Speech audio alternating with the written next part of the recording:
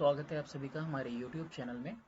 और आज हम डिस्कस करने वाले हैं ट्रेजर ट्रोव से शॉर्ट स्टोरीज में से तीसरी स्टोरी है ये, a horse and to goats.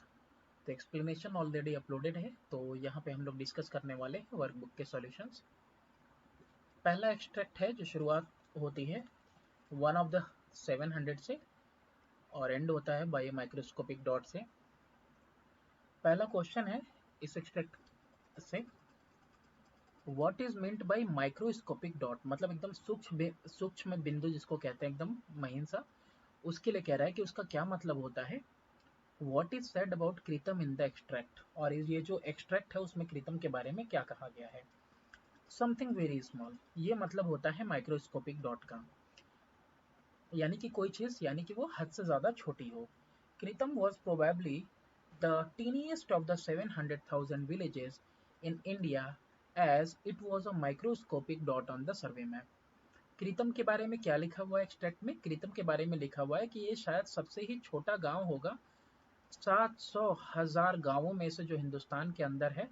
और ये इसीलिए जो है कैसा है, एक माइक्रोस्कोपिक डॉट की तरह है, किसके ऊपर? सर्वे मैप के ऊपर, मतलब एक सूक्ष्म बिंदु की तरह है, बहुत ही छोटा है साइज में। What purpose does a map serve in a village? ये क्वेश्चन काफी जगह पे कटवा दिया है लोगों ने, लेकिन ऐसा कुछ लगता नहीं है। ये आप अपने से भी चाहो तो लिख सकते हो कि एक मैप जो है कि क्या सेवा प्रदान करता है, मतलब क्या फायदा है एक मैप का, पर्पस क्या है मैप का। The purpose of map is to locate villages and the roads inside the villages. Google map सब लोग चलाते हो तो पता ही होगा कि मैप का क्या मकसद होता है। तो मैप क्या करता है? लोकेट करता है कि मतलब कहाँ पे विलेज है, किधर और कैसा रोड है विलेज के अंदर। Map to serve revenue official for the purpose of collecting the taxes. तो मैप जो है कि मदद करता है रेवेन्यू अधिकारियों को भी कि जो है कि वो टैक्स कलेक्ट करने के पर्पज में उनको पता चलता है ना, कि कितना एरिया है, किधर से क्या टैक्स कलेक्ट करना है, तो वो भी मैप का इस्तेमाल करते हैं। Give a brief description of the village कृतम। विलेज कृतम के बारे में जो है कि आपको संक्षेप में वर्णन देना है, उसका डिस्क्राइब करना है। It is probably the tiniest, यानी कि शायद ही सबसे छोटा गांव होगा, ऑफ इंडिया 700 विलेजेस, 700,000 था यहाँ पे villages. It is a village that consist of fewer than 30 houses. ये ऐसा गांव है जहाँ पे 30 से भी कम मकान है। Only one of them built from brick and cement. और इन गाँव में से भी सिर्फ एक ऐसा घर है जो कि ईंटें और जो है सीमेंट का बना हुआ है। देयर आर 4 स्ट्रीट, 4 गलियां हैं गांव के अंदर इन the village, with a shop for food stuff. और एक गली में जो है फूड स्टफ के लिए जो है कि दुकान है। And other items in the third street. तो फूड स्टफ और दूसरे आइटम्स कहाँ पे हैं? तीसरी गली में है। गिव द मीनिंग ऑफ कृतम इन तमिल। कृतम का क्या मतलब होता है तमिल में? Where did Muni live in the village. और मुनि गांव में कहाँ रहता था? तो Kritam in the Tamil meant coronet और crown on the brow of the Indian subcontinent. तो कृतम का मतलब क्या होता है? क्राउन, क्राउन मतलब मुकुट, है ना, जो कि बिल्कुल भाव पे हो, है ना, ब्रो पे, इंडियन सबकॉन्टिनेंट के। मुनि lived in the last house. मुनि कहाँ रहता था? आखिरी घर में, इन द फोर्थ स्ट्रीट, चौथी गली के एक आखिरी घर में, गांव के अंदर, इन the village. Beyond which stretch the field. और इसके परे, इसके घर के बाद क्या था? सिर्फ मैदान ही मैदान था। How did the big house differ from other houses. ये जो बिग हाउस मेंशन्ड है ये कैसे बाकी घरों से अलग था? The big house unlike the other houses was built with brick and cement. तो बिग हाउस बाकी घर की तरह नहीं बना हुआ था, ये जो है ईंटों का और सीमेंट का बना हुआ था। It was painted yellow and blue all over the carving of gods. और इसको जो है कि पीले और नीले कलर से ये रंगा हुआ था और चारों तरफ आकृतियां बनी हुई थी भगवान की। The other houses were of bamboo thatch, straw mud and other unspecified material.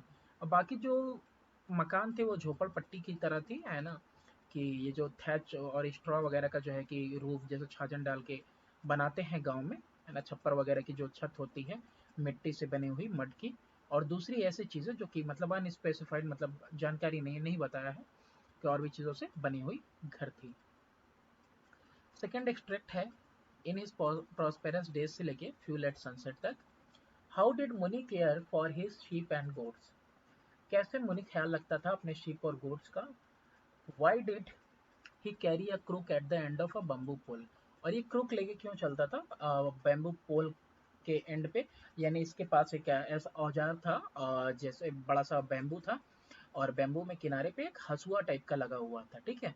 तो वो क्यों ये लेके चलता था, क्रुक मतलब मुड़ा हुआ। मुनि would take his sheep and goats every day to the highway to graze ground, to graze around। मुनि कैसे ख्याल रखता था अपनी भेड़ बकरियों का, तो ये हर रोज जो है कि हाईवे पे सड़क पर लेके जाता था, है ना, घुमाने के लिए, वहां पे जो है कि ये बकरियां और इसकी भेड़ें चरती थी। He carried a crook at the end of a bamboo pole, वही जो औजार की बात हमने की, डंडे में लगा के हंसिया बांधा हुआ था, ये इसको ये लेके चलता था टू कलेक्ट फोलिएज। फोलिएज का मतलब होता है पत्ते, वनस्पति वगैरह, from the Avenue trees. Avenue trees मतलब जो रास्ते में पड़ते हैं पेड़, उनसे तोड़ने के लिए। टू फीड हिज फ्लॉक, यानी कि अपने भेड़ बकरियों को खिलाने के वास्ते वो तोड़ने के लिए पत्तियां वगैरह वो इस औजार को लेके चलता था, क्रुक को। इन हिज प्रॉस्पेरस डेज, इसके समृद्धि वाले दिनों में, how many sheep and goats did Muni have, तो कितनी भेड़ बकरियां इसके पास थीं। What happened to most of them later, और क्या हुआ उन भेड़ बकरियों को ज्यादातर को बाद में। इन हिज प्रॉस्पेरस डेज, जब ये समृद्धि वाले दिन थे इसके, फलता फूलता था ये, Muni had owned a flock of 40 sheep and goats, तो इसके पास झुंड था 40 भेड़ बकरियों का। ग्रेजुअली मतलब धीरे धीरे, मुनीज फॉर्च्यून डिक्लाइंड, इसकी किस्मत धीरे धीरे खराब होती गई, एंड इस flock of 30 was reduced to 40, sorry, flock of 40 was reduced to only 2 goats, और ये जो 40 भेड़ बकरियों का झुंडा, ये धीरे धीरे कम होते होते सिर्फ 2 बकरियों पे आ गया था। What did Muni's wife give him for breakfast and midday meal? What does it show about his economic condition? मुनि की जो वाइफ है उसको क्या देती थी सुबह नाश्ते में और फिर दोपहर के खाने में, और ये क्या दिखाता है उनके आर्थिक स्थिति के बारे में। Muni's wife would give him salted millet flour in boiled water for breakfast। तो यहाँ पे वो जो है पका के देती थी नमक डाल के, मिलेट का जो आटा है उसको पानी में उबाल के ब्रेकफास्ट के लिए। और मिड डे मील के लिए she would give the same, वो वही चीज, सेम चीज उसको दे देती थी, him the same raw onion, किसके साथ देते थे, she would give him with, यहाँ पे हो जाना चाहिए विद द सेम, ये सेम दे देती विथ रॉ ओनियन, सेम के बाद यहाँ पे विथ लगा देना। For mid day meal she would give him the same with a raw onion, एक कच्चे प्याज के साथ दे देती थी।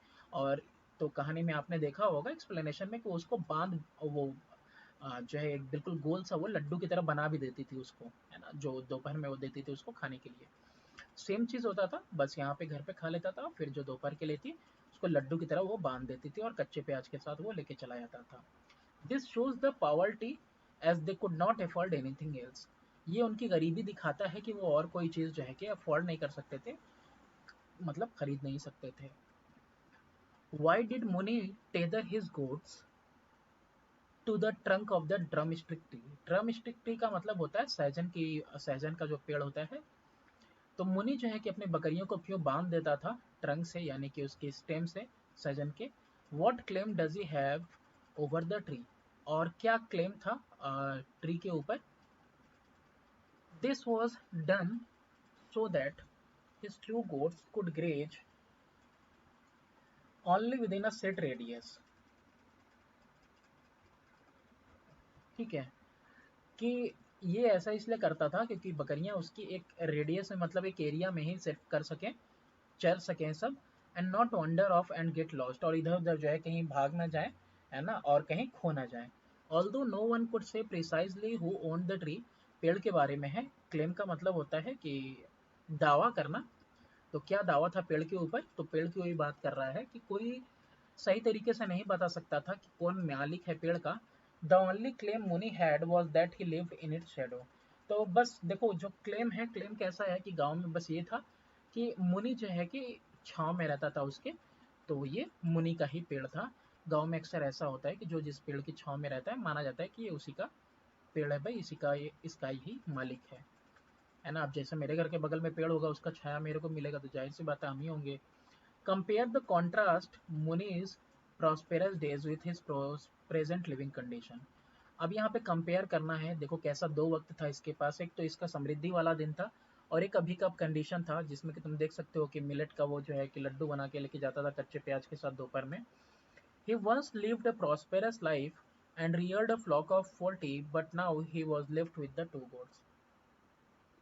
एक वक्त था जब ये समृद्धि थी, इसके पास फलता फूलता जीवन था, जब ये इसके पास झुंड थी 40 भेड़ बकरियों की, और अब जो कि सिर्फ 2 बकरियों की बची है। Muni wanted to enjoy life, but now he had lost his riches. He had no option but remember his past with regret. मुनि चाहता था कि आनंदमयी जीवन को गुजारे, लेकिन जो है कि वो सब कुछ जो है कि जो भी अमीरी थी उसके पास, पैसा वैसा सब हो चुका था। कोई उसके पास कोई दूसरा ऑप्शन था ही नहीं, विकल्प नहीं था। बस जो है कि अपने पास्ट को, बीते हुए कल को वो याद करता था खेद के साथ। He remembered the time when he smoked cigarette, chewed betel leaves and bhang in a hut in the coconut grove with famous butcher from the town. तो ये अपने दिन को याद करता है कि एक वक्त था जब ये जो है कि सिगरेट सुट्टा मारता था, है ना, पान के पत्ते वगैरह चबाता था, भांग वगैरह खाता था, कोकोनट के छिलके डाला हुआ एक जो है कि उसका झोपड़ी था उसमें, और इसका एक दोस्त था, उस दोस्त के साथ ही करता था, एक कसाई था जो टाउन का था, फेमस कसाई था। Even today he crave to chew the drumstick out of sauce. Even आज भी इसका मन करता है क्या करने का, सहजन ये ड्रम स्टिक खाने का, है ना, सॉस के साथ, but fail to obtain.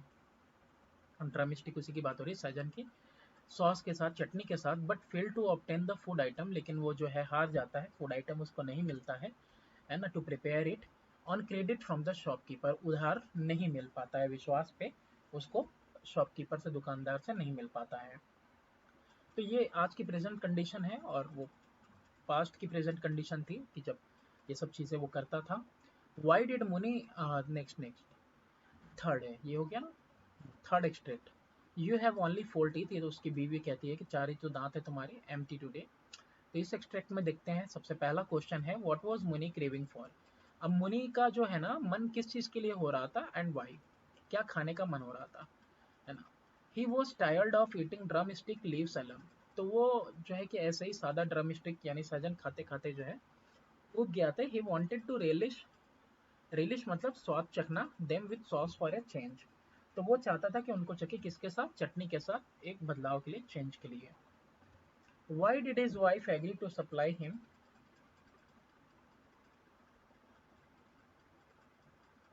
Y did his wife agree to supply him with what he was craving for. उसकी बीवी सहमत हो जाती है कि चलो ठीक है, तुमको जिस चीज़ का खाने का मन हो रहा है मैं तुमको सप्लाई कर दूंगी। Under what condition would she oblige him, और किस जो है कि कंडीशन के साथ, यानी अवस्था के साथ वो कहती है कि वो अ, करेगी ऐसा। His wife agreed thinking that next year, उसकी बीवी सहमत हो जाती है अगले साल का ये सोच के, Muni might not be alive to ask for anything, कि हो सकता है मुनि जिंदा ना रहे कोई चीज़ की पूछने के लिए। She asked him to bring a few food item. तो क्या कंडीशन रखती है उसके सामने, तो उसके सामने कंडीशन रखती है कि भाई तुमको कुछ चीज़ें लानी होगी। और क्या लाना होगा,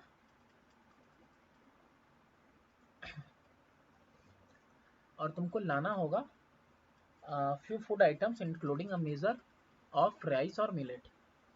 तो तुमको कुछ आइटम लाने होंगे जिसमें ये बहुत सारी चीज़ें कहती है, आलू वगैरह से लेके सब कुछ कहती है लाने के लिए, और जिसमें कि कहती है कि कुछ मतलब माप तौल के साथ राइस, चावल या मिलेट ज्वार लेके आना होगा। ऑब्लाइज का मतलब होता है आभारी, ठीक है। हाउ डिड मुनि attract the attention of the shopkeeper, मुनि किस तरह से जो है कि उसका ध्यान अपनी तरफ खींचता है शॉपकीपर का, and win over his goodwill, और जो है कि उसकी ख्याति विन करता है।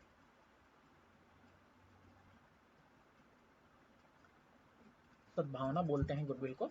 To attract the attention of shopkeeper, shopkeeper का ध्यान अपनी तरफ खींचने के लिए, मुनि केप्ट क्लियरिंग हिज थ्रोट, मुनि अपना गला साफ करता है, कफ करता है और स्नीजिंग करता है, छींकता है।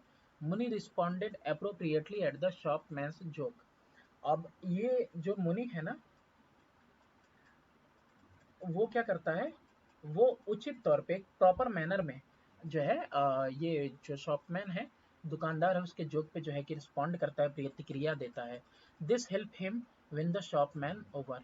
तो ये इससे ना उसको मदद मिलती है, जिससे वो जो है कि दुकानदार का दिल जीतता है, ठीक है, मन को भाता है उसके। हाउ कुड मनी मुनि, मुनि होना चाहिए, Muni get some raw food items from the shop.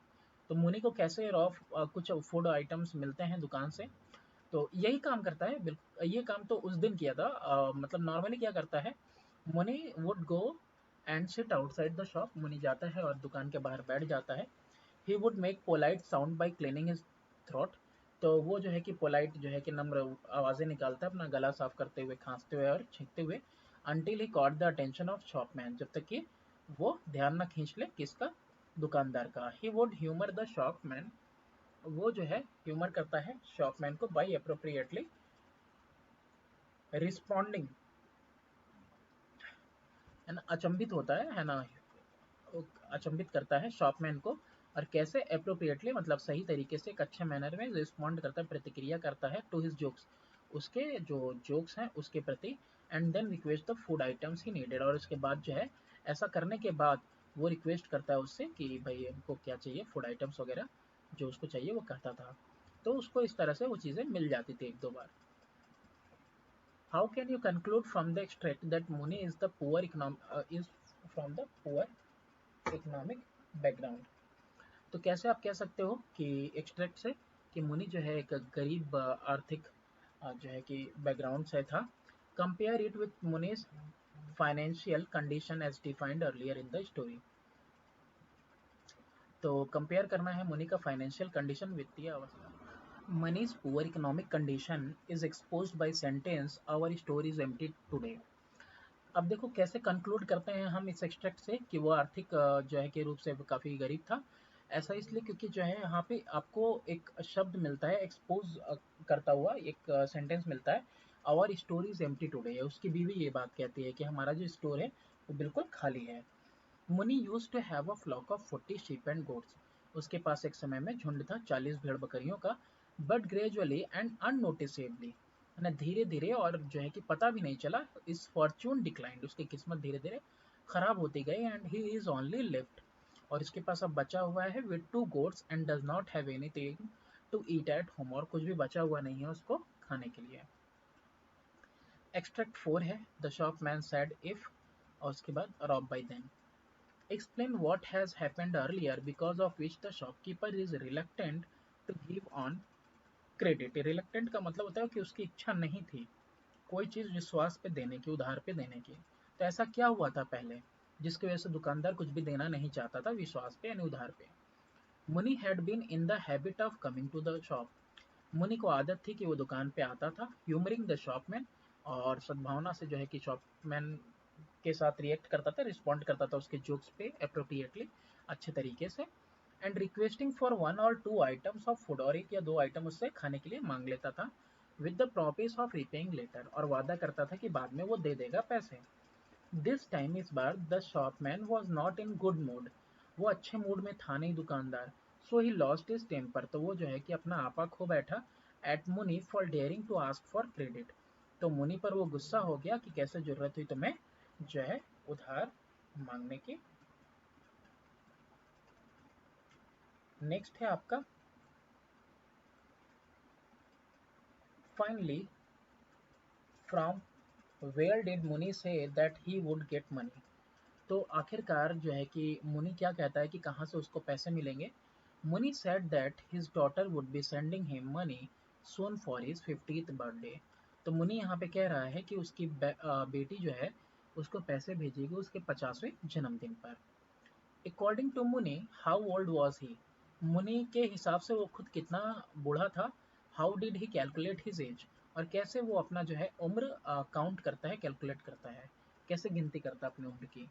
According to मुनि, मुनि के हिसाब से ही वॉज 50 ईयर ओल्ड, वो 50 साल का था। He calculated his age from the time of great famine. तो ये कैलकुलेट कहाँ से करता है, जोड़ता है अपना उम्र जोड़ता है जब जो है अकाल आया था महान, मतलब बहुत ज़्यादा बड़ा अकाल आया होगा, famine. What did the shopman say about मुनीज as, अब दुकानदार क्या बोलता है मुनि की उम्र के बारे में। How could he guess that, और वो कैसे इसको गेस कर पाता है। अकॉर्डिंग टू द मैन, एक शॉपमैन, दुकानदार के हिसाब से, मुनि वॉज 70 ईयर्स ओल्ड, मुनि कितने साल का था, 70 साल का। Muni might be referring to himself as 50 years old since past few years. हो सकता है मुनि जो है कि काफ़ी सालों से जो है ये बात कह रहा होगा, रिपीट कर रहा होगा कि हाँ मैं 50 साल का हूँ, 50 साल का हूँ। तो इससे वो अंदाजा लगाता है विच कैरेक्टरिस्टिक ट्रेट ऑफ मुनि is revealed from this extract. तो किस तरह की विशेषता वाले लक्षण जो है मुनि के दिखते हैं इस एक्सट्रैक्ट से। Give example to support your answer, और जो है कि अपने जवाब को सहारा देने के लिए आपको एग्जाम्पल भी देना है। Here it is revealed that मुनि इज डिसऑनेस्ट फ्रॉम कैरेक्टर। सच बात है, ऐसा मतलब उभर के आता है कि भाई ये मुनि कैसा है, बेईमान है अपने जो है कि कैरेक्टर से। As without paying his afford डेप्ट, यानी पहले का वो पैसा तो अभी चुकाया ही नहीं। He was asking for more items on credit, और ज़्यादा सामान मांग रहा था उधार पे, विश्वास पे। He can also be defined as the liar, वो झूठा भी कहा जा सकता है क्योंकि because he lies about his birthday, अपने जन्मदिन के बारे में वो झूठ बोलता है। As well as the money being sent by his daughter on his birthday, और ये भी बात वो झूठ ही बोलता है कि उसकी बेटी उसको जो है बर्थडे पे, 50वें बर्थडे पे पैसा भेजेगी। नेक्स्ट है एक्सट्रैक्ट 5। ही लिटिल टोल्ड हिज वाइफ, अपनी बीवी को बताता है डू यू गुड। तो इस एक्सट्रैक्ट में देखते हैं who is referred to as स्कॉन्ड्रल।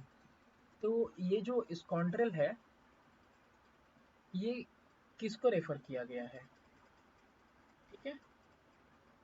अब देखते हैं हम लोग कि स्कॉन्ड्रल का मतलब क्या होता है। स्कॉन्ड्रल का मतलब होता है dishonest, a man who behaves very badly toward other people. दुष्ट बेईमान किसको कहा गया है। Why was Muni annoyed with the scoundrel. तो ये जो स्काउंड्रल है बेईमान से, दुष्ट से कैसे जो है कि ये गुस्सा हो जाता है Muni. The shopman is refer to as scoundrel. यहाँ पे दुकानदार को कहा गया है स्काउंड्रल, बेईमान दुष्ट कहा गया है। मुनी वॉज एनॉयड, मुनी गुस्सा था, because the shopman mocked at his habit. Mocked का मतलब होता है मजाक उड़ाया उसके आदत का, of mentioning his birthday time, जिस तरह से उसने अपना बर्थडे टाइम बताया उसके हिसाब से उसकी आदत पे जो है कि वो मजाक उड़ाया। एंड अगेन, और फिर से, to procure things on credit, और दोबारा वो खरीदने के लिए भी कहता है ना, प्रोक्योर थिंग्स यानी खरीदने के लिए सामान क्रेडिट पे, उधार पे। तो उस पे जो है जो मजाक उड़ा उसका, उसकी वजह से उसने दुकानदार को स्काउंड्रल कहा। वाई डजंट मुनि argue against what he says. तो मुनि यहाँ पे मतलब बहस क्यों नहीं करता है उसके खिलाफ जो मुनि ने कहा। How can you conclude that he trust her as far as his welfare is concern. तो ये कैसे आप कह सकते हो कि वो ट्रस्ट करता है एज फार एज उसका कंसर्न जो है कि उसका जो है कि वेलफेयर यानी उद्धार जो है कि जुड़ा हुआ है, कंसर्न है। मुनि डिड नॉट आर्ग्यू, यहाँ बीवी से वो आर्ग्यू नहीं करता है, देखते हैं हम लोग क्यों नहीं करता है। मुनि डिड नॉट आर्ग्यू बिकॉज, मुनि बहस नहीं करता अपनी बीवी से, that he obeyed his wife, क्योंकि वो जानता है, ही न्यू, वो जानता है, that he if he obeyed his wife, अगर वो बीवी की बात मानेगा, she would somehow conjure up something. Conjure का मतलब है वो, मतलब जुटा लेगी, है ना, कि उसकी बीवी ना किसी तरीके से जो है कि कंज्योर कर लेगी सम फूड फॉर हिम, कुछ ना कुछ इंतजाम कर लेगी उसके लिए खाने के लिए शाम तक। मुनि ट्रस्टेड हर, मुनि को भरोसा था उसके ऊपर, as far as his welfare was concern, कि जैसे कि उसका उद्धार का मामला है तो कंसर्न था, जो था उसको समझ थी कि नहीं जो है भरोसा रखना चाहिए अपनी वो भरोसा रखता अपनी बीवी पे। He knew by taking up occasional jobs, वो जानता था कि ओकेजनल मतलब मौके मौके पे जो है वो जॉब तलाशती है। बिग हाउस में, बड़े घर में, she would earn some money, वो कुछ ना कुछ कमा लेगी वहां से, to keep dinner ready for him in the evening, और फिर जो है शाम को वो डिनर रेडी कर लेगी झाड़ू पोछा करके, और जो है कि कुछ जो है कि आटा चावल कुछ कूट वूट के कुछ था उसमें, आप स्टोरी पढ़ोगे तो उसमें है कि इस तरह के छोटे मोटे काम करके वो झाड़ू पोछा करके वो कमा लेती थी और शाम तक कर भी देती थी इंतजाम। हाउ वुड मनी, देखो आई गया, how would मुनीज wife get money to buy food stuff. अब ये मुनि की जो बीवी है इसको पैसा कहाँ से मिलता था, कैसे कमाती थी फूड स्टफ, खाने का सामान खरीदने के लिए। She would go out and work, वो बाहर जाती थी और काम करती थी, ग्राइंड करती थी, पीसती थी कॉर्न मक्का वगैरह इन द बिग हाउस, बड़े घर में। स्वीप और स्क्रब समवेयर, झाड़ू पोछा करती थी कहीं पे, to earn enough money to buy foodstuff, ताकि जो है कुछ इतना कमा सके कि कुछ खाने पीने का आइटम खरीद सके। When Muni was passing through the village, what was his and onlookers' attitude to each other? Why? अब मुनि जब पास कर रहा था, गांव से गुजर रहा था, तो वो जो बैठे हुए थे सब ऑन लुकर्स उसकी तरफ देख रहे थे, उनके प्रति उसका क्या रवैया था एक दूसरे के प्रति, इसका और उनका, और क्यों था ऐसा रवैया।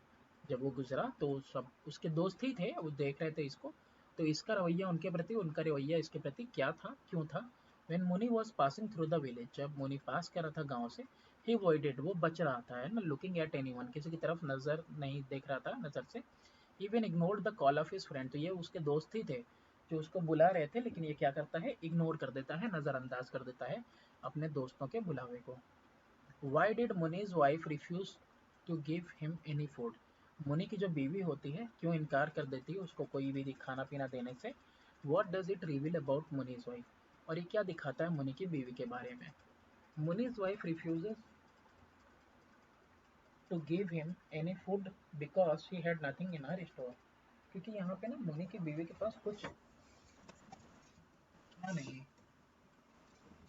मुनि को देने के लिए, ठीक है, स्टोर के अंदर, है ना, ताकि और कुछ ऐसा भी नहीं था कि जिससे वो खाना पीना प्रिपेयर कर सके। दिस रिवील्स, और ये दिखाता है कि that मुनीज wife was a hard working women, ये दिखाता है कि मुनि की जो बीवी थी वो काफ़ी जो है कि कठोर परिश्रम करने वाली औरत थी। Home poverty had not worn down, कि जिसको जो है गरीबी ने जो है तोड़ा नहीं था। Extract 6, Muni sat at the foot of dash to get some food. ये देखो, ये जो एक्सट्रैक्ट है ना, ये पूरा लिखने से अच्छा है कि वो आप ढूंढ लेना, इससे टाइम लगता। Which statue is refer to in the extract, तो किस मूर्ति की बात हो रही है इस एक्सट्रैक्ट में? डिस्क्राइब द स्टैचू, स्टैचू के बारे में आपको बताइए। Statue was life size made of बर्nt brightly coloured clay, ये स्टैचू यानी जो मूर्ति की बात हो रही है ना, ये बिल्कुल जिंदा जो साइज होता है घोड़े का, ये का मूर्ति है, ये तो जिंदा साइज का ही बना हुआ था, और ये बना हुआ था जो बर्न किए हुए जो है चमकीले जो है कलर्ड क्ले से, है ना, brightly coloured clay. It stood up, its head held high and four legs in the air, तो घोड़ा जैसे नहीं वो जो है कि हवा से बातें करता है, दो पैर नीचे रहता है दो पैर ऊपर, तो उस तरीके से इसको बनाया हुआ था, इसका सर ऊपर की तरफ था, है ना, दो पैर इसके आगे के ऊपर हवा में थे। There was a huge horse statue on the edge of the village, गांव के किनारे पर जो है कि एक बड़ा सा घोड़े का मूर्ति था। The pedestal of this statue was a resting place for मुनि, और इसका जो पेडेस्टल था यानी जो प्लेटफॉर्म था इस स्टैचू का, वो एक रेस्टिंग प्लेस था, यानी जहाँ पे मुनि जो है बैठ के आराम करता था, मतलब चबूतरे पे बना हुआ था, उस चबूतरे को जो है पेडेस्टल कहते हैं जिसके ऊपर मूर्ति रखी जाती है।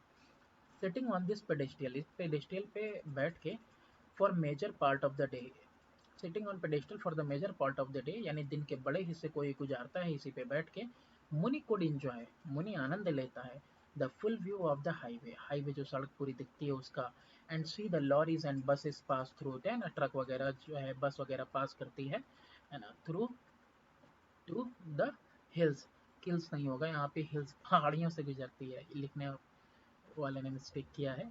It gave him a sense of belonging to a larger world, और इससे उसको लगता है ना कि वो जो है एक बड़ी दुनिया को बिलोंग करता है ना, कि यानी दुनिया उसकी काफ़ी बड़ी है जिसमें वो रह रहा है।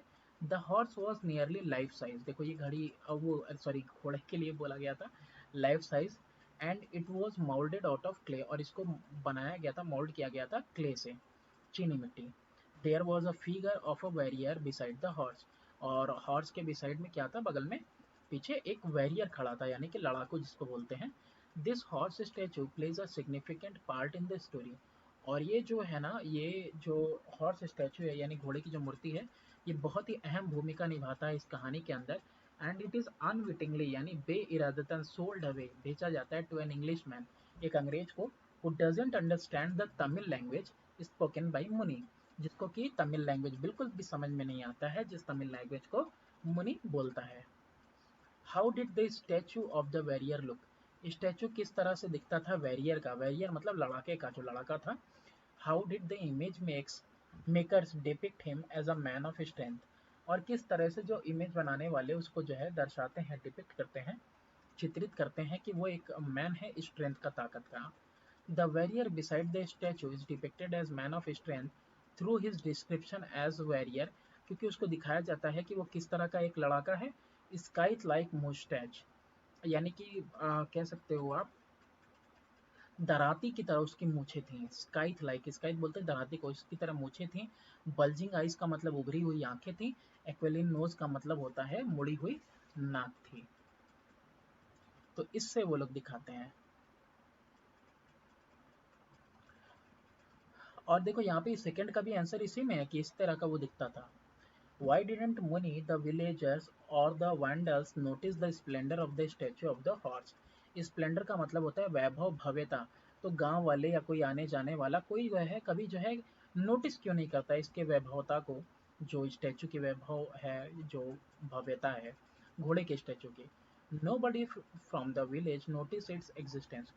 कोई जो है ध्यान ही नहीं देता उसके एग्जिस्टेंस पे कि क्यों है, कैसा है, कहाँ है। इवन मुनि भी कभी ध्यान नहीं देता, क्योंकि वो तो खुद ही पेडेस्ट्रियल पे दिन भर रहता था। Who spent all his days at the foot of the statue, statue के फुट पे ही रहता है, लेकिन कभी never border to look up, लेकिन कभी नजर उठा के ऊपर दिखता ही नहीं है, ध्यान ही नहीं देता। Why didn't मुनि go back home early? मुनि जो है कि पहले यानी अर्ली घर क्यों नहीं जाता है? Muni didn't go back home early, वो पहले इसलिए घर नहीं जाता because he wanted to give his wife time to cool. अच्छा हाँ, उसकी बीवी ने बोला रहता है ना कि आज खाने को कुछ मत नहीं मिलेगा और सुबह जाओ, शाम होने के बाद ही आना ना। तो वो चाहता था कि वो अपनी बीवी को कुछ समय दे ताकि उसका गुस्सा ठंडा हो जाए, of temper, and feel sympathetic, ताकि उसके अंदर जो है कि सिंपैथी वाली जो है भावना आ जाए, करुणा आ जाए, दया आ जाए। Even to arrange some food for him, और वो उसके लिए इनफ, इतना मतलब भावना आ जाए कि वो उसके लिए कुछ खाने का इंतजाम कर दे। Briefly state the difference in the financial status of Muni and the visiting American. तो आपको बताना है कि क्या डिफरेंस था, क्या भिन्नता थी ये वित्तीय अवस्था में मुनि की और जो अमेरिकन आया था विजिट करने उसके बीच में। State how does it reflect on theme of clash between the materialism and spiritualism. तो किस तरीके से ये जो है रिफ्लेक्ट करता है, दिखाता है थीम का कि एक टकराव है किसके बीच में, मटेरियलिज्म के बीच में और स्पिरिचुअलिज्म के बीच में। देखो मटेरियलिज्म बोलते हैं वास्तुवाद को, है ना, और जो है कि और ये एक जो स्पिरिचुअलिज्म होता है इसको बोलते हैं अध्यात्मवाद, बोला जाता है इसको। मटेरियलिज्म को कहीं कहीं पे छिछोरापन भी कहा गया है।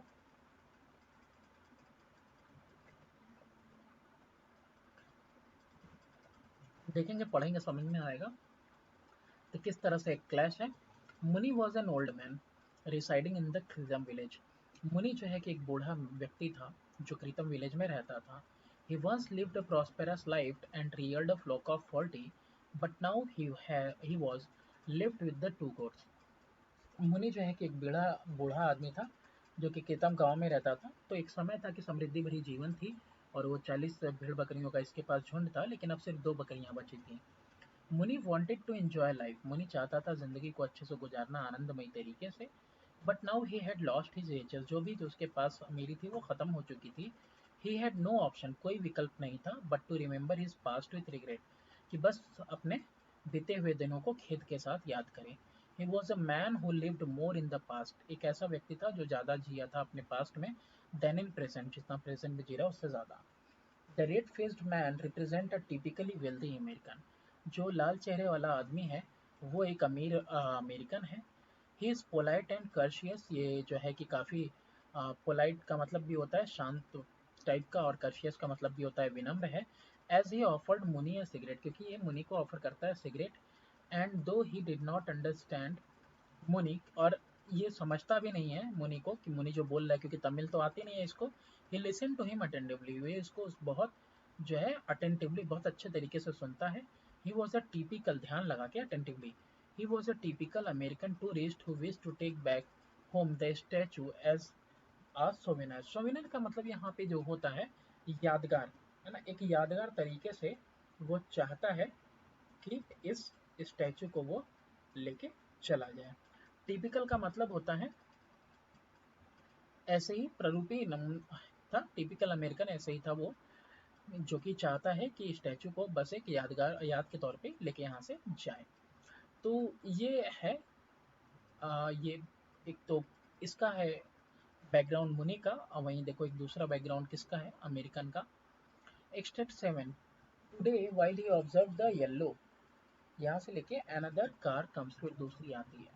Describe the arrival of the red faced foreigner. तो अराइवल जो वो आता है रेड फेस्ड फॉरेनर यानी अंग्रेज की बात कर रहा है, तो उसको डिस्क्राइब करना है। The red faced foreigner entered the story in the strange yellow vehicle, एक अजनबी से येलो कलर की जो है गाड़ी में आता है, लाल फेस वाला ये विदेशी। ही स्टॉप्ड इट, वो रोकता है गाड़ी को, गॉट डाउन, नीचे उतरता है, एंड वेंट अराउंड, और चारों तरफ देखता है गाड़ी के, poked under the vehicle, vehicle के नीचे भी देखता है, बिकॉज क्योंकि his car ran out of gas, क्योंकि उसके कार में जो है गैस है पेट्रोल के लिए ही यूज हो रहा है, वो खत्म हो गई थी। हु वॉज द फॉरेनर, यानी कि यहाँ पे जो विदेशी है कौन था। वॉट डिड द फॉरेनर से looking at the clay horse, और फॉरेनर यहाँ पे विदेशी क्या कहता है उस चीनी मिट्टी वाले बने हुए घोड़े को देखकर। The foreigner was a tourist traveller, tourist भी कह सकते हैं, ट्रैवलर भी कह सकते हैं। तो ये विदेशी कौन था, टूरिस्ट ट्रैवलर था, जिसकी गाड़ी स्टॉप होती है कृतम विलेज के पास, एज इज व्हीकल वॉज, उसका जो गाड़ी है उसमें जो है गैस खत्म हो चुकी रहती है। He looked up at clay horse and cried marvellous, तो क्या कहता है, तो वो घोड़े की तरफ देखता है और कहता है शानदार, जबरदस्त, जिंदाबाद। स्टेट द फीलिंग्स ऑफ मुनि आफ्टर मीटिंग द फॉरेनर, जब वो मिलता है तो क्या एहसास करता है मुनि विदेशी से मिलने के बाद। Why did he have such feeling, और ऐसा एहसास उसको क्यों होता है। As soon as Muni met the foreigner, his first impulse was to run away, तो जब मुनि मिलता है विदेशी से तो सबसे पहला उसका आवेग मतलब लालसा रहती है कि मैं यहाँ से दौड़ के भाग जाऊँ। But his age did not allow him, लेकिन अब उसकी उम्र हो चुकी थी तो उम्र इजाजत नहीं देती है कि भैया बुढ़ौती में भाग ना सकेला। He assumed the foreigner to be a policeman, वो सोचता है कि ये जो विदेशी है ना, ये पक्का कोई पुलिस वाला है या फिर कोई सैनिक है, सोल्जर है। Enquiring about the rumoured murder, और ये पूछताछ करने के लिए आया है किसके बारे में, जो मर्डर हुआ है, जो हत्या हुई है उसके बारे में, है ना, रूमर फैला है, अफवाह है हत्या की उसकी। Looking at the clothes of the foreigner what did मुनि थिंक, तो कपड़े देख के विदेशी के मुनि क्या सोचता है, how did foreigner put him at ease, और कि हाउ डिड तो किस तरीके से जो विदेशी होता है वो उसको स्थिर करता है, मतलब वो ईज मतलब होता है कि मतलब फिर आराम दे देता है, आराम देने का मतलब वो निश्चिंत हो जाता है। मुनि, द फॉरेनर वॉज वेयरिंग खाकी क्लोथ्स, तो विदेशी जो है खाकी कपड़े पहना हुआ था। इट मेड मुनि think that he was a policeman और सोल्जर, इससे उसको लगता है कि वो पुलिस वाला है या फिर कोई सैनिक है जो पूछताछ करने आया है। टू पुट एट ईज, तो मुनि को मतलब मुनि को आराम कैसे हुआ, टू पुट मुनि एट ईज, उसको जो है कि इत्मीनान देने के लिए। Other man pressed his palms together, उसके वो अपने हाथों को जो है कि दोनों हाथों को क्या करता है, मिलाता है ना, पाम्स को, जैसे नमस्ते किया जाता है तो स्माइल करता है और कहता है नमस्ते। अब पुलिस वाले हैं तो ऐसा आदर नहीं न करेंगे, तो ये भी देखो यहाँ से समझ में आता है। Having exhausted his English vocabulary, अब वो देखता है कि मेरा जो इंग्लिश का वर्ड मीनिंग है ना खत्म हो चुका बस। व्हाट डिड मुनि से इन तमिल, तो मुनि तमिल में क्या कहता है। What does it reflect on the issue of the language between मुनि एंड फॉरेनर, और इससे क्या जो है कि प्रदर्शित होता है, क्या दिखता है मुद्दे के बारे में, जो लैंग्वेज का प्रॉब्लम था ना दोनों के बीच में, इशू ऑफ लैंग्वेज, है ना, बिटवीन मुनि और फॉरेनर, मुनि और फॉरेनर के बीच में। Muni said that his name was Muni and the goats belong to him, Muni कहता है कि यार ये बकरियां, मेरा नाम मुनि और बकरियां मेरी हैं। और फिर उसके बाद जब उसका वोकेबलरी खत्म हो जाता है तो क्या कहता है, the village was full of slanderers who would claim what was not there, तो ये गांव क्या है, ये गांव निंदा करने वाले लोगों से भरा भरा पड़ा हुआ है, और वो दावा करेंगे, है ना, who would claim what was not there, कि वो उसका बात करेंगे जो कि उसका है नहीं, है ना, उसका दावा करेंगे जो उनका है नहीं। नेक्स्ट है, यहाँ पे मुझे लग रहा है कि ये सेकंड वाला आंसर शायद मैं चूक गया हूँ लिखने से, तो आई होप इसको तुम ढूंढ लेना। What does it reflect on the issue of language between Muni and the foreigner. Extract 7 है, 7 सॉरी 8 है। The foreigner faithfully dash anyone for years now. Who was the foreigner? Foreigner कौन है, तो foreigner was a tourist in India, तो ये जो विदेशी है ये एक टूरिस्ट है इंडिया के अंदर। व्हाट वाज हिज बैकग्राउंड, तो इसका बैकग्राउंड क्या है ना, तो इसका बैकग्राउंड ये है कि he was a rich American businessman वो डील्ड इन कॉफ़ी, यानी कॉफ़ी का बिजनेसमैन है, डील करता है कॉफ़ी में। What is refer to as the courtesies of the season, अब यहाँ पे किस चीज़ को कहा गया है, courtesies of the season. Courtesies का मतलब क्या होता है, मतलब शिष्टाचार, है ना, मौसम का। Why did Muni answer yes और नो, अब मुनि यस और नो क्यों कहता है। द फॉरेनर्स पोलाइट बिहेवियर, जो फॉरेनर यानी विदेशी का जो विनम्र भाव था on meeting Muni for the first time, जब वो मुनि से पहली बार मिलता है, as a courtesy he is offered Muni a cigarette. तो यहाँ पे वो क्या करता है, शिष्टाचार में कर्सी में क्या करता है, उसको एक सिगरेट देता है। मुनि being a Tamil speaking man, मुनि जो एक तमिल बोलने वाला व्यक्ति है, could not understand the foreigner, वो समझ नहीं पाता है विदेशी को, and use the only English word he new, और सिर्फ दो ही शब्द का इस्तेमाल करता है जो उसको मालूम रहता है, yes no. State earlier experience of Muni of smoking a cigarette. तो पहले का क्या अनुभव रहता है जब वो कभी सिगरेट पिया रहता है। When the foreigner flicked the light open and offered light to Muni, what were the latter's feeling, latter's feeling यानी मुनि का फीलिंग क्या रहता है ना। तो यहाँ पे कह रहा है कि पहले का अनुभव कैसा था उसका सिगरेट पीने का, जब फॉरेनर जो है कि वह लाइटर जला के उसके आगे की तरफ बढ़ाता है, पेश करता है, तो क्या अनुभव करता है, क्या महसूस करता है मुनि। मुनि रिमेंबर्ड द सिगरेट, मुनि याद करता है सिगरेट को, the shop man had given him, कि जो दुकानदार ने उसको दिया था उधार पे, on credit. He recalled how good it had tested, वो सोचता है कि हाँ यार उस समय पिया था, बड़ा ज़बरदस्त, बड़ा अच्छा टेस्ट आया था। When the foreigner flick the light open, जब वो बढ़ाता है ना, जली हुई आग उसकी तरफ, Muni was confuse about how to act, Muni confuse रहता है कि यार ऐसे कैसे एक्ट करें, on the light and put it out, और फूक के उसको बुझा देता है। What were the consequences of smoking an American cigarette on मुनि। अब भैया देखो अमेरिका के सिगरेट पीने से क्या इसके ऊपर प्रभाव पड़ता है। मुनि स्टार्टेड कफिंग, तो उनका सिगरेट थोड़ा हार्ड होता है, तो पी के इसको जो है कि खांसी आती है, इट पेंड हिम, उसको थोड़ा तकलीफ भी होती है, yet he felt it was extremely pleasant, लेकिन फिर भी उसका एहसास होता है कि हाँ बहुत मस्त है सुट्टा। Describe Muni's fear and anxieties when he was given the card by जो है विजिटर। तो अब यहाँ पे बोल रहा है कि अब ये जो मुनि है, मुनि को वो जो है कार्ड देता है, तो मुनि के अंदर अब क्या खौफ आ रहा है और क्या चिंताएं आ रही हैं, जब जो है विजिटर जो सामने वाला अंग्रेज है वो उसको क्या दिखाता है, कार्ड दिखाता है। मुनि feared that the business card was an arrest warrant and he moved back. तो मुनि डरता है और ये सोचता है कि बिजनेस कार्ड क्या है, एक अरेस्ट वारंट है, इसलिए वो पीछे हट जाता है। एक्सट्रैक्ट 9 है, he said before God dash से लेके आई नो नथिंग तक। तो इसमें सबसे पहला क्वेश्चन है कि व्हाट डिड मुनि speak in a fearful tone in the extract. तो मुनि किस चीज़ को कहता है एक फियरफुल टोन में इस एक्सट्रैक्ट में। फियरफुल का मतलब होता है भयभीत तौर पे, है ना। तो अ म्यूटिलेटेड बॉडी, म्यूटिलेटेड बॉडी का क्या मतलब होता है, म्यूटिलेटेड का मतलब होता है कटा पिटा। Dead body have been found thrown under a tamarind tree, यानी इमली के पेड़ के नीचे फेंका हुआ मिला है, एट द बॉर्डर, और बॉर्डर पे, बिटवीन सरहद पे मिला है, बिटवीन कृतम और कुप्पम के, अ फ्यू वीक्स अगो। दो गांवों के नाम है कृतम और कुप्पम, इनके सरहद पे मिला हुआ है कुछ हफ्ते पहले। Many feared that the khaki-clad foreigner was a policeman inquiring about the murder. मुनि फिर मिनी हो गया है, मुनि को ऐसा लगता है कि ये खाकी पहना हुआ जो विदेशी है ये जरूर पुलिसमैन है, और ये क्या कर रहा है, पूछताछ कर रहा है जो हत्या हुई है उसके बारे में। The man spoke to Mini, sorry the man spoke to Muni and offer him a cigarette. तो जो आदमी है वो बोलता है, स्पोक करता है, बोलता है मुनि को और ऑफर करता है, उसको देता है, पेश करता है एक सिगरेट। मुनि realized he could not run and spoke in a fearful tone to talk his way out of trouble। तो मुनि ये महसूस करता है कि वो दौड़ के भाग नहीं सकता है, and spoke in fearful tone to talk his way out of trouble। और क्या करना चाहिए कि जो है कि एक भयभीत टोन में बात करना चाहिए, बात नहीं करना चाहिए, his way out of trouble, इस ट्रबल से निकलने के लिए। सॉरी यहाँ पे देखो गलत हो रहा है, ये एंड कर जाता है सेंटेंस, यहाँ पे उसको महसूस होता है कि वो भाग तो नहीं सकता है, इसीलिए वो करता क्या है, यहाँ पे वो एक भयभीत तौर पे, भयभीत टोन में क्या करता है, बात करता है अपने प्रॉब्लम से निकलने के लिए। प्रॉब्लम क्या थी, उसको लगता है कि ये इंक्वायरी करने आया है मर्डर का, ठीक है, इसके लिए। Which case is Muni referring in the extract, किस केस के बारे में यहाँ पे जो है कि रेफर किया गया, किस केस के बारे में बात कर रहा है मुनि।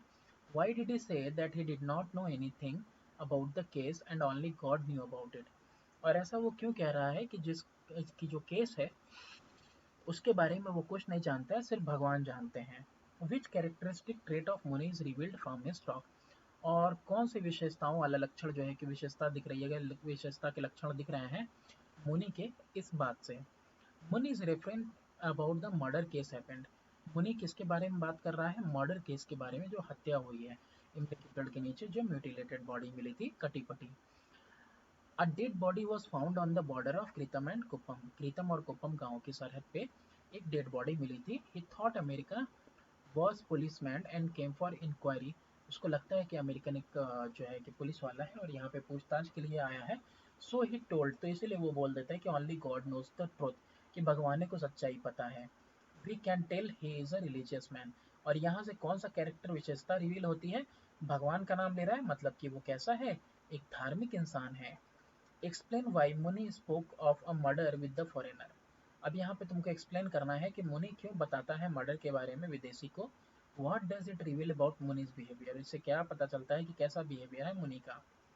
मुनि mistook the foreigner khaki dress and thought the foreigner was a policeman who was investigating the case of a mutilated body thrown under a tamarind tree a few weeks before।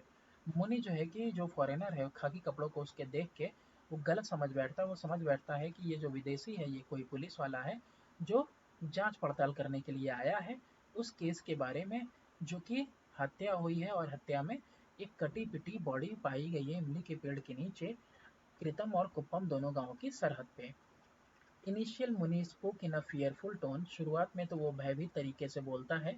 But when the foreigner produced a card, लेकिन जब विदेशी सामने एक card रखता है, Muni was greatly troubled and afraid, तो मुनि को लगता है कि अब तो वो फंस गया है और काफ़ी डर जाता है। एंड बिगेन टू प्लीड, और जो है कि वो प्रार्थना करता है, फॉरेनर को कहता है that he knew nothing about the murder, कि वो मर्डर के बारे में, हत्या के बारे में कुछ नहीं जानता। It reveals the innocent and ignorant nature of मुनि, कि इससे ये पता चलता है कि जो मुनि है वो कैसा है, वो बिल्कुल ही मासूम है ना, मासूम के साथ अज्ञानी है, ignorant nature. State how the title of the story a horse and to goats is relevant. Relevant का मतलब क्या होता है? रिलीवेंट का मतलब होता है आपका कि किस तरह से ये उपयुक्त है, उचित है ना। ये जो अ हॉर्स एंड टू गोट, ये जो है कि किस तरह से ये टाइटल जो है उचित है। This is an apt title. Apt का मतलब होता है उचित। एप्ट का मतलब क्या है? उचित टाइटल है। दो the hero of the story is मुनि। इस कहानी का हीरो कौन है? मुनि है। हु ड्राइव्स द स्टोरी, जो कहानी को चलाता है, आगे बढ़ाता है, forward. The major part of the story is a dialogue between the American and Muni concerning the house statue, नहीं हॉर्स स्टैचू, सॉरी, यहाँ पे आर कर लेना आप, हॉर्स स्टैचू। तो इसका जो बड़ा पार्ट है स्टोरी के डायलॉग का, वो किसके बीच में है? अमेरिकन और मुनि के बीच में है। जो बात कर रहे हैं किसके बारे में? हॉर्स के मूर्ति के बारे में, घोड़े की मूर्ति के बारे में। From the beginning of the story it is observed that मुनि इज लेफ्ट विथ टू गोट। शुरुआत से ही पता चलता है कि मुनि के पास सिर्फ दो बकरियां बची हैं। It is only when the goats are being taken to graze near the highway that Muni's chance encounter with the American takes place. तो ये तभी होता है जब दो बकरियों को वो लेके जाता है चराने के लिए। तो होता क्या है? भिड़ंत होती है, किसकी? मुनि का किसके साथ? अमेरिकन के साथ। भिड़ंत मतलब एक्सीडेंट वाला नहीं, मतलब दोनों का आमना सामना होता है।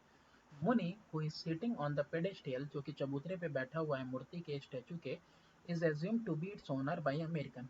अमेरिकन को लगता है कि अरे यार ये तो घोड़े का शायद ये मूर्ति का मालिक है। मुनि ऑन द अदर हैंड, मुनि जो है दूसरी तरफ वही सोचता है, does not understand what the foreigner says, उसको समझ ही में नहीं आता है कि विदेशी क्या बोल रहा है। In the American gives Muni a 100 rupee note as the price for statue. American क्या करता है? मुनि को 100 रुपए का नोट देता है। क्या देता है? 100 रुपए का नोट कीमत देता है, किसकी? उस मूर्ति की, घोड़े की। मुनि कंफ्यूज हो जाता है, gets confuse. He assumes to be the price of his two goats. तो उसको क्या लगता है कि ये मेरे दो बकरियों की कीमत दे रहा है। How is the clash of culture brought upon about in the story. तो किस तरह से यहाँ पे टकराव दिखाया, क्लैश दिखाया गया कल्चर्स का, दो अलग अलग संस्कृतियों का इस कहानी में। How is it used in the development of the plot of story. कैसे इसका इस्तेमाल हुआ है इसके लिए, प्लॉट, इस स्टोरी का प्लॉट डेवलप करने के लिए, विकसित करने के लिए। ऑन वन हैंड, एक तरफ मुनि is representative of typical Indian native, तो वो दिखाया जा रहा है कि किस तरह का एक जो है टिपिकल इंडियन, हिंदुस्तान का रहने वाला व्यक्ति है। हु इज पुअर, गरीब है, रूरल है, गांव का है, अनएजुकेटेड यानी कि पढ़ा लिखा नहीं है। It doesn't know English and is striving to make a living. वो इंग्लिश उसको नहीं आती है और वो जद्दोजहद कर रहा है गुजारने के लिए ज़िंदगी। ऑन द अदर हैंड, और दूसरी तरफ वी हैव द अमेरिकन, एक अमेरिकन है हु नोज नो तमिल, जिसको तमिल तो नहीं आती but expect mini to understand English, लेकिन वो उम्मीद करता है कि मुनी, यार फिर मिनी हो गया, मुनी समझेगा इंग्लिश। ही इज़ वेल्दी, वो अमीर है, अर्बन यानी शहरी है, एंड एजुकेटेड, पढ़ा लिखा है, and is only interested in a business deal with Muni. और मुनी के साथ उसको क्या रुचि है कि सिर्फ वो एक बिजनेस डील करना चाहता है उसके साथ।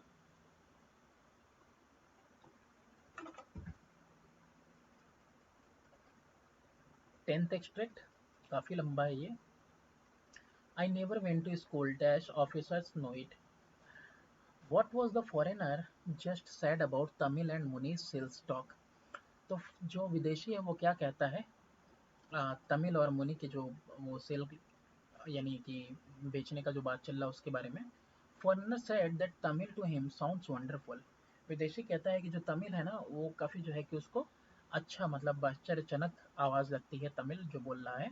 And he got every kick out of every word Muni uttered, जो भी वो बात बोल रहा है ना उससे उसको खुशी मिल रही है, अच्छा सा लग रहा है उसको। The foreigner assumed Muni to be engaging in sales talk. और यहाँ पे जो फॉरेनर है विदेशी है उसको लग रहा है कि मुनि क्या कर रहा है, बातचीत कर रहा है किसके बारे में, बेचने वाली बातचीत कर रहा है मतलब लेन देन वाली। And told him that he already appreciated the article, और उसको बताता है कि हाँ ऑलरेडी वो जो है कि अप्रिशिएट करता है आर्टिकल को। And was ready for a better sales talk, और वो तैयार है, किस चीज़ के लिए तैयार है,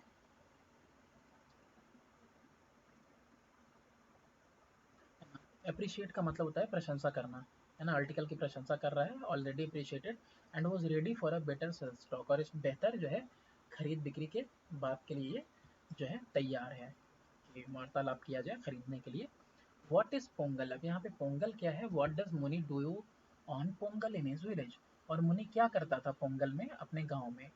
Pongal is a 4 day harvest festival, ये फसल जब काटी जाती है तब का ये फेस्टिवल है जो सेलिब्रेट किया जाता है इन तमिलनाडु। 4 दिन का चलता है ये। डगिंग पोंगल, डगिंग नहीं होगा, ड्यूरिंग पोंगल, एक्सट्रीमली सॉरी, यहाँ पे ड्यूरिंग होगा। ड्यूरिंग पोंगल मुनि and father would cut the harvest, जो फसल है उसको काटते हैं पोंगल के टाइम में मुनि और फादर, ड्यूरिंग लिख लेना DURING। Muni would then go out and play with the others at tank, और उसके बाद मुनि अपने दोस्तों के साथ जाता है टैंक के पास खेलने के लिए। टैंक यहाँ पे पॉन्ड वगैरह होगा कुछ। स्टेट व्हाट मुनि hints at the caste and class distinction between the rich and poor in Kritam। अब देखो यहाँ पे मुनि क्या हिंट दे रहा है ना, इशारा, है ना, कास्ट के ऊपर और क्लास डिस्टिंक्शन के ऊपर जो गरीब और अमीर के बीच में है कृतम में।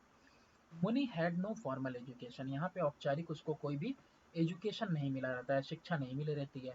ही grew up as a member of low caste, ये लोअर कास्ट मतलब कि छोटी जाति से ये जो है कि का मेंबर रहता है। When only Brahmins the highest caste would attend school, के ये तब की बात है, ये तब का है, मैंने तब पढ़ा हुआ है, तब बड़ा हुआ है।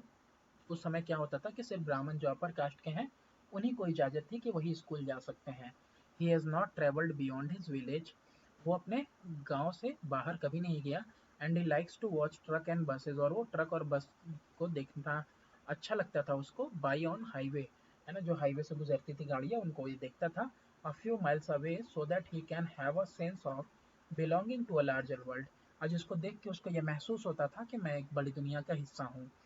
ही हैज़ सम नॉलेज, उसको कुछ ज्ञान था of the major religious text, वो बड़े रिलीजियस टेक्स्ट का, रामायण का और महाभारत का। Which he has learn by acting in place, और ये उसने कहाँ से सीखा था, उसने जो है भूमिका निभाई थी, है ना, जब रोल वगैरह निभाया जा रहा था, प्ले किया जा रहा था drama. And by listening the preacher at the temple, और जो उपदेश देते हैं मंदिरों में उनसे उसने कुछ रामायण और महाभारत के बारे में सीखा था, कुछ नॉलेज थी। यहाँ पे रॉन्ग क्वेश्चन लिखा हुआ था और उसकी जगह पे ये था कि what is Parangi language refer to in the extract. तो यहाँ पे परंगी लैंग्वेज जो रिफर किया गया है वो है English. Who are the people who know the language, learned people यानी पढ़े लिखे लोग, and officers in the Muni's country, Muni के देश में, know the Parangi language, but children in the foreigner's country know it, लेकिन जो फॉरेनर है फॉरेन में बच्चा बच्चा जानता है, पर इनकी लैंग्वेज यानी इंग्लिश को। Explain two characteristic feature of Muni's wife, दो विशेषताएं बतानी है मुनि के बीवी की। State briefly the position of women in the villages as seen in the story, तो बताना है कि क्या अवस्था थी औरतों की गांव के अंदर, जैसा कि इस कहानी में देखने को मिलता है A Horse and Two Goats में। Her temper was undependable in the morning but improved by evening, देखो यहाँ पे दिखाई देता है कि जो उसका गुस्सा था ना, सवेरे तो अंदाजा नहीं लगाया जा सकता है, लेकिन शाम तक ठंडा हो जाता है। She was a hard working women, ये काफ़ी जो है परिश्रमी औरत है। Women were placed closer to men and worked equally hard, औरतों को मर्दों के बराबर रखा गया है और ये बिल्कुल बराबर रूप से जो है कि कठोरता से काम करती है, क्योंकि इसके बारे में भी कहा गया है ना कि वो जाती है कहीं कुछ काम वाम ढूंढती है। चाइल्ड मैरिज वॉज प्रीवलेंट, ये प्रचलन था बच्चों की शादी, as in case of Muni and his wife, मुनि और उसकी बीवी के भी केस में मूवी मुनि अरे सॉरी वुमेन वेयर ऑनर्ड, औरतों को सम्मानित किया जाता था, एज सीन एज नर्चरर, उनको माना जाता था कि ये पालन पोषण करने वाली हैं। But they needed a man to support, लेकिन इनको एक मर्द की ज़रूरत है जो इनको सहारा दे। मुनि new his wife would gather, gather होगा यहाँ पे कि मुनि जानता था कि उसकी वाइफ कुछ ना कुछ गैदर कर देगी, GATHER, gather the raw material and prepare his dream stick gravy, और इसके लिए फिर वो सहजन की फली की वो ग्रेवी वगैरह तैयार कर देगी, जूस वगैरह। He was worried what would happen to her after his death, ये थोड़ा सा चिंतित था मुनि अपनी बीवी के बारे में कि क्या होगा मेरी बीवी का जब वो मर जाएगा। एक्सट्रैक्ट 11, मुनि कॉमा नाउ एश्योर्ड से लेके all bad man, which dead body is refer to in the extract, why was Muni afraid of the dead body earlier, तो किस जो है कि लाश की बात हो रही है यहाँ पे एक्सट्रैक्ट में, और मुनि भयभीत क्यों था पहले इसके लिए।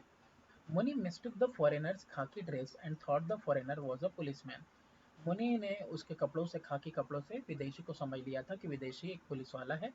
Who was investigating the case of a mutilated body thrown under a tamarind tree a few weeks before, तो यहाँ पे वो समझ लिया था कि वो जो है कोई पुलिस वाला है और जो कि छानबीन कर रहा है, जांच पड़ताल कर रहा है, वो जो कटी पिटी बॉडी मिली हुई है एक इमली के पेड़ के नीचे कुछ हफ्तों पहले।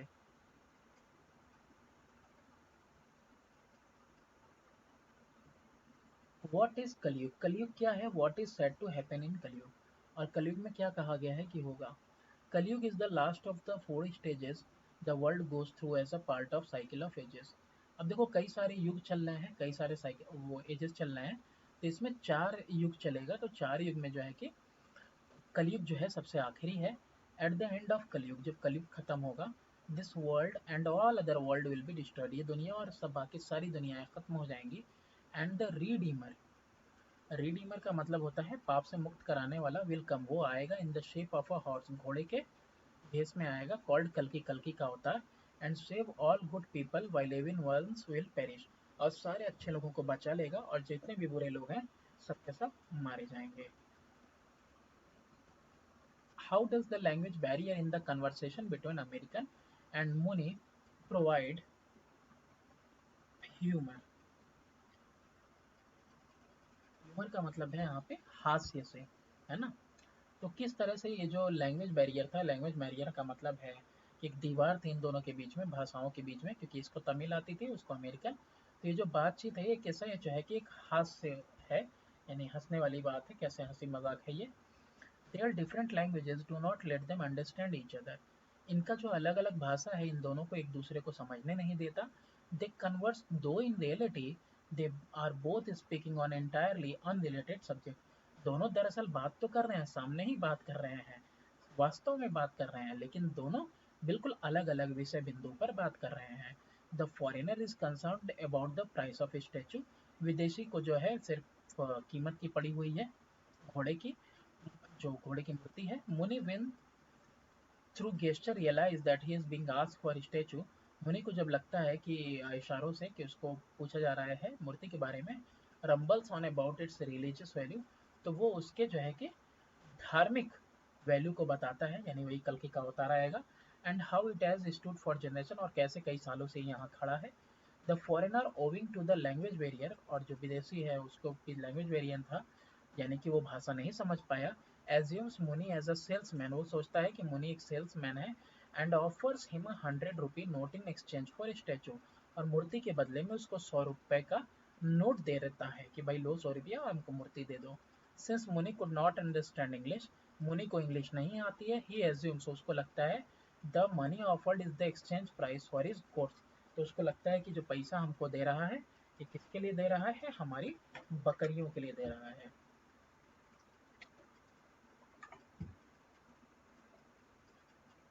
Describe the living room in America of the foreigner as stated by him, तो वर्णन करना है कि कैसे उसका बैठका है अमेरिका के अंदर जैसा कि विदेशी कह रहा है। The living room of the foreigner has large book case, बड़ा बड़ा बुक केस है वहाँ पे, filled with volumes of book, कई सारी किताबों से भरा पड़ा हुआ है। There are books piled up to, यानी एक के ऊपर एक सजी हुई भी किताबें हैं, पूरा ढेर लगा हुआ है किताबों का। How does Muni describe the horse, मुनि कैसे बताता है घोड़े के बारे में। How would the horse be accommodated in the foreigner's house, और किस तरह से रखा जाएगा, एकोमोडेट हटाया जाएगा विदेशी के घर में घोड़े को। Muni describe the horse as a warrior, कहता है मुनि, वर्णन करता है घोड़े का कि ये एक लड़ाका है, एंड वैरियर है। The horse symbolises salvation for the people of village, यानी कृतम गांव का ड्यूरिंग अ कैलेमिटी। हॉर्स क्या दिखाता है, सिंबलाइज करता, निशानदेही करता है मोक्ष की, लोगों के लिए, ये कृतम गांव के लोगों के लिए ड्यूरिंग अ कैलेमिटी, यानी कोई आपदा वगैरह के टाइम पे।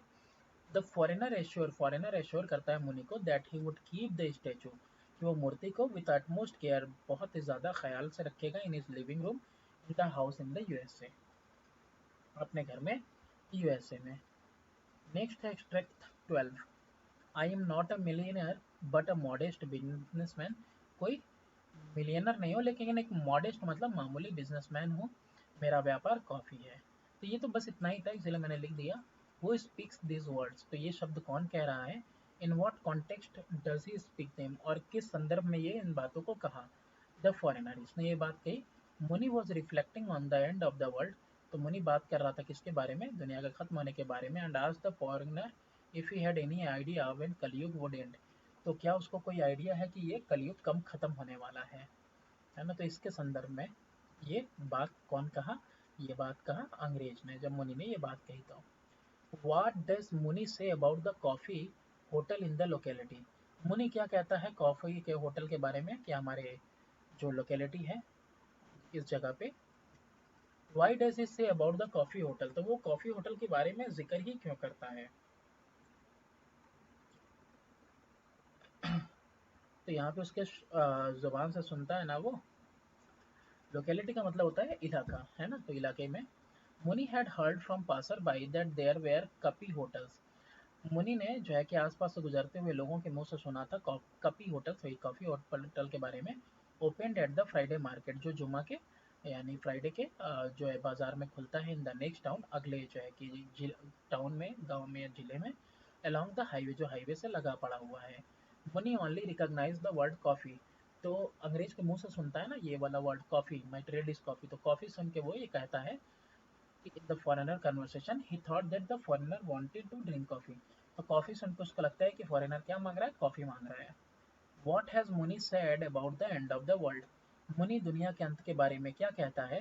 At the end of the world the redeemer would come on the horse statue which would grow bigger and be called कल्कि, तो दुनिया के खत्म होने पे पाप से मुक्ति दिलाने वाला आएगा, इसी घोड़े के ऊपर बैठेगा, ये घोड़ा बड़ा होगा बहुत बड़ा हो जाएगा और कल्कि कहा जाएगा, है ना, उसको कहा जाएगा कल्कि। देयर वुड बी फ्लड्स, चारों तरफ बाढ़ आएगा, इन विच कल्कि वुड कैरी गुड पीपल, और जिसमें जो कि कल्कि है वो क्या करेगा, वो अच्छे लोगों को बचा लेगा। And the evil would perish, और जितने बुरे लोग हैं सब खत्म हो जाएंगे।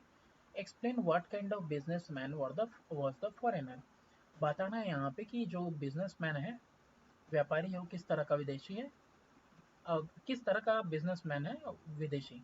Foreigner claimed that he was a modest businessman dealing in coffee, विदेशी ये दावा करता है कि वो एक मामूली सा व्यापारी है जो डील करता है कॉफी में।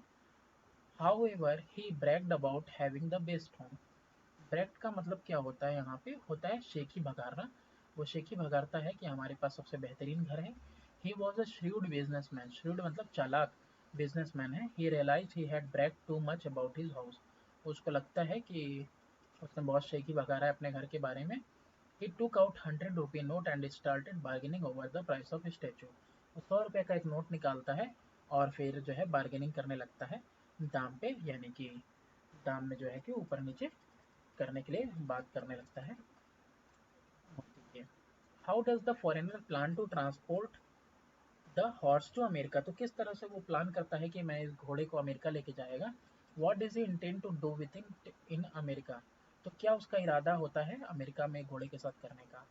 Realising that he can not take the horse on the plane. उसको एहसास होता है कि वो प्लेन पे नहीं ले जा सकता है घोड़े को। He plans to give up his air ticket and go by boat. तो वो क्या करता है कि वो सोचता है कि मैं एयर टिकट छोड़ दूंगा और बोट से जाऊंगा, keeping the statue in cabin with him. Cabin में स्टैचू को अपने साथ रखेगा। While his wife goes ahead by airplane. और जबकि उसकी बीवी किस चीज़ से जाएगी, हवाई जहाज से ही जाएगी। एक्सट्रैक्ट 13 है। Nothing the others interest in dash what I mean. मुनि आज द रेड मैन। मुनि जो है उस लाल आदमी से पूछता है, गोरे आदमी से, how many children do you have. तुम्हारे कितने बच्चे हैं। The red man replied, I said 100। What was each one talking about. दोनों किस बारे में बात कर रहे हैं। उसने पूछा तुम्हारे कितने बच्चे हैं, तो वो आदमी कहता है 100, है ना।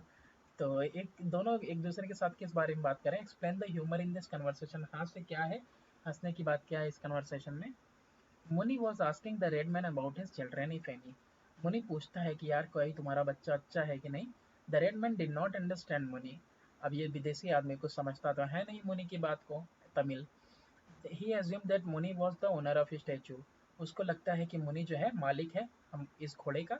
सो he offered him 100 rupees for it. तो वो उसको 100 रुपये जो है कि पेश करता है, उसको ऑफर करता है इसके लिए। Humour here arises out of each one's inability to understand the other। तो यहाँ पे जो हास्य की बात है ना, वो कहाँ से शुरुआत होती है, राइज होती है कि एक दूसरे को दोनों समझ ही नहीं पा रहे हैं। रियलिटी में बात करते, वास्तव में बात कर रहे हैं लेकिन समझ ही नहीं पा रहे हैं। दे सीम टू बी कन्वर्सिंग। ये दिख रहा है कि दोनों काम बात कर रहे हैं, बट इन रियलिटी वास्तव में they are talking about entirely unrelated subject. यानी कि बिल्कुल एक दूसरे से परे बात कर रहे हैं। एक बात कर रहा है इहवा तो दूसरा बात कर रहा है ढीवा। Give two example to show that Muni was curious about the red man. अब यहाँ पे बताना है, एग्जाम्पल दिखाना है कि किस तरीके से आपको लगता है कि जिज्ञासु है कौन, अपना मुनि। किसके लिए, रेडमैन के लिए। तो Muni ask how many children does the man have. कितने बच्चे हैं तुम्हारे पास, ये बात पूछता है। He even ask how many of them are boys and how many are girls. कितने लड़के हैं कितनी लड़कियां हैं। तो इससे ये दिखाई देता है कि वो जिज्ञासु है जानने के लिए फॉरेनर के बारे में। Looking at the 100 rupees note. 100 रुपए का नोट देख के हाउ डिड मुनि रिएक्ट। मुनि कैसे रिएक्ट करता है। What did he think was the purpose of giving him that money. उसको क्या लगता है कि क्यों उसको पैसा दिया जा रहा है। मुनि peered closely at the 100 rupees note. भाई पहले तो कभी देखा नहीं रहता है, इसलिए झांक के दिखता है 100 रुपए के नोट को। He was amazed as he had never seen it before. तो बिल्कुल आश्चर्यचकित हो जाता है, कभी आज तक देखा ही नहीं रहता है 100 रुपए का note. Muni thought that the red man wanted him to exchange the note for change. Muni को लगता है कि इसको छुट्टा चाहिए हमसे 100 रुपए का।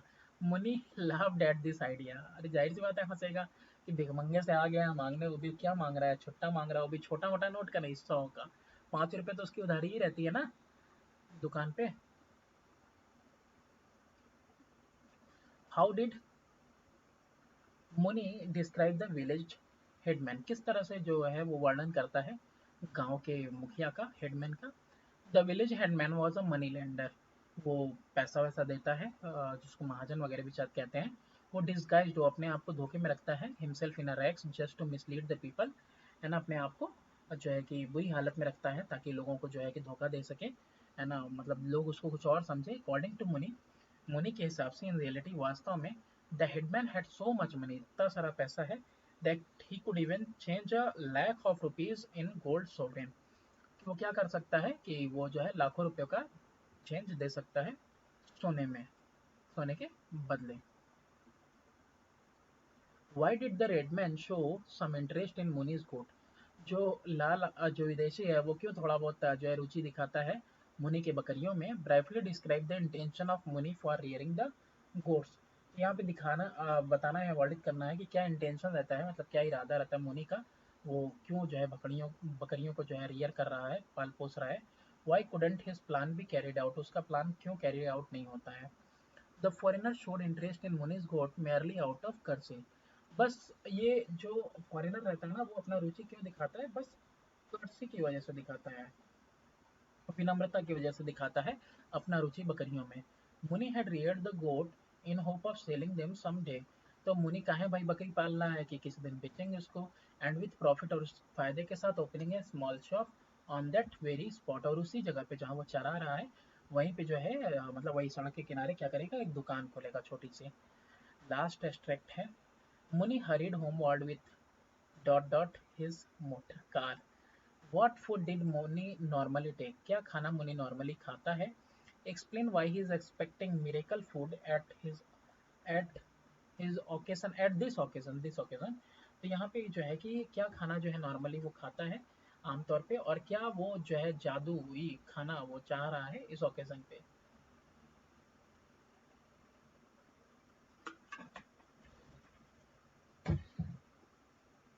मुनि वुड ईट सॉल्टेड मिलेट, ज्वार जो है नमक डाला हुआ खाता है, cooked into a little ball, छोटे से कटोरी में पका हुआ, along with a raw onion, कच्चे प्याज के साथ। He was expecting a miracle food, वो जो है जादुई खाना जो है कि एक्सपेक्ट करता है, उम्मीद लगाता है, because he craved to chew drumstick, क्योंकि वो यहाँ पे जो है ना उसका मन कर रहा था ड्रम स्टिक खाने का, आउट ऑफ सॉस चटनी के साथ, द सेम मॉर्निंग, उसी सुबह।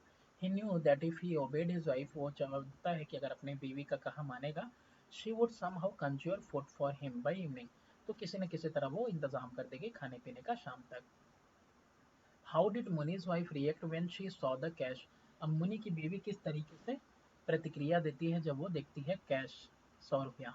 मुनीज वाइफ वॉज फ्यूरियस, वो गुस्सा हो जाती है on seeing the 100 rupees note, and accuse Muni of stealing it, और आरोप लगाती है मियाँ चुरा लिए हुए। As soon as the Muni completed his speech, जैसे ही वो अपना कन्वर्सेशन कंप्लीट कर लेता है, what did Muni's wife conclude from the scene, तो वो क्या कंक्लूड करती है इस सीन से। What does the that reveal about Muni's wife, और इससे क्या पता चलता है मुनि के वाइफ के बारे में। मुनि and his wife heard the bleating outside, bleating out से मी आने के साउंड, किसके, बकरियों के। ऑन द ओपनिंग डोर, जब ऐसे ही दरवाजा खुलता है, she saw the two goats, वो देखती है दो बकरियों को, एंड दस कंक्लूडेड, और यहाँ पे कंक्लूड करती है क्या, कि वो चुरा के लाया है, क्या चीज, पैसा। हाँ, यहाँ पे एक ये छूट रहा है कि what does that reveal about मुनीज wife, मुनीज wife के बारे में क्या यहाँ से पता चलता है, मतलब ये है कि उसको भरोसा नहीं है अपने आदमी पे कि इतना सारा पैसा वो कहीं से कमा के ला सकता है, तो ये उसका जो है रिवील होता है मुनि के बीवी के बारे में। How can you conclude that Muni was annoyed by seeing the gods, कैसे बता सकते हो कि मुनि अपने बकरियों को वापस देख के गुस्सा हो रहा है। मुन्नीज अनॉयंस वॉज रिवील्ड, ये दिखता है उभर के मुनि का गुस्सा, व्हेन ही क्वेश्चन द गोट, जब वो बकरियों से कान ऐंठ के पूछता है, वेयर इज दैट मैन, वो आदमी कहाँ है। Don't you know you are his, अरे तुम तो अब उसके हो चुके हो। Why did you come back, तुम वापस क्यों आए हो, कि ये तो 100 रुपये में बेच के आया था। How does the story end, कहानी कैसे खत्म होती है। What has appealed to you in the story, और कहानी में क्या आपसे अपील किया गया है। ठीक है, कहानी तो वाकई में काफी अच्छी थी।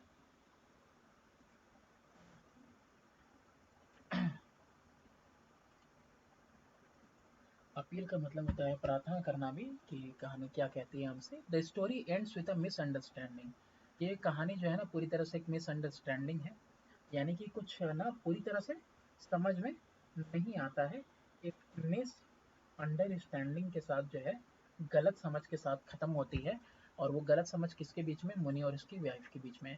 द लेटर एक्यूजेस, यानी बी विवाद वाली बीवी जो है आरोपी ठहराती है अपने पति को, stealing since the goats follow Muni back sorry, कि जो बकरियां रहती हैं वो वापस आ जाती हैं उसको फॉलो करते हुए घर तक, मुनि को।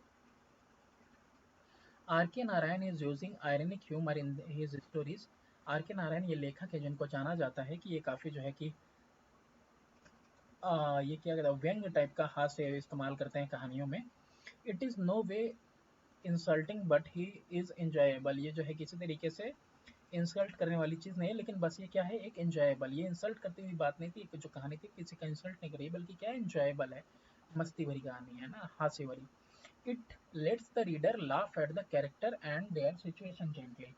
आप क्या कर ये क्या करती है कि जो पढ़ने वाला है उसको क्या कहेगी, हंसाएगी। वो हंसेगा किसके ऊपर, सिचुएशन के ऊपर, जो इसमें कैरेक्टर्स दिए हुए हैं उनके ऊपर। देयर आर वेरियस सिचुएशन, बहुत सारा सिचुएशन इसमें दिखा है स्टोरी में, विच क्रिएट कॉमिक इफेक्ट, जिससे कि काफी कॉमिक इफेक्ट आता है, प्रभाव आता है। मुनि क्रेव्स, मुनि का मन कर रहा है to chew the drumstick out of sauce, sauce के साथ, टू विच ही रिप्लाइज, जिसमें उसकी बीवी कह रही है, you have only four teeth, चारे तो जो तुम्हारे दांत बचे हैं जबड़े में in your jaw, but your craving is for big things, और तुम्हारा मन बड़ा कर रहा है बड़ी बड़ी चीजों का खाने का। In the shopkeeper doesn't pay attention, कोई अटेंशन नहीं देता है शॉपकीपर उस मुनि की तरफ, सिटिंग बिलो द प्लेटफॉर्म, नीचे प्लेटफॉर्म पे जो चबूतरे पे बैठा रहता है ऑफ द शॉप, दुकान पर। Muni keeps coughing and sneezing to attract his attention, तो मुनि क्या करता है, खांसता है और छींकता है ताकि वो ध्यान पा सके। तो ये सब चीज़ें दिखाई दे रही हैं कि कैसे जो है कॉमिक इफेक्ट भी डाला गया है कहानी के अंदर, और कैसे ये जो है कि व्यंग्यात्मक एकदम बिल्कुल हास्य वाली कहानी है। Thanks for watching, do subscribe and share my channel. थोड़ी बहुत कमी रह गई है, नेक्स्ट टाइम मतलब मैं कोशिश करूंगा कि काफ़ी बेहतर हो। देखो यहाँ पे दिक्कत ये आ रही है ना कि पर ईयर तुम्हारा वर्कबुक में जो क्वेश्चंस हैं वो भी थोड़े बहुत चेंज हो रहे हैं, उसकी वजह से थोड़ा बहुत जो है कि कहीं कहीं पे कमियां रह गई हैं, तो I am extremely sorry for that.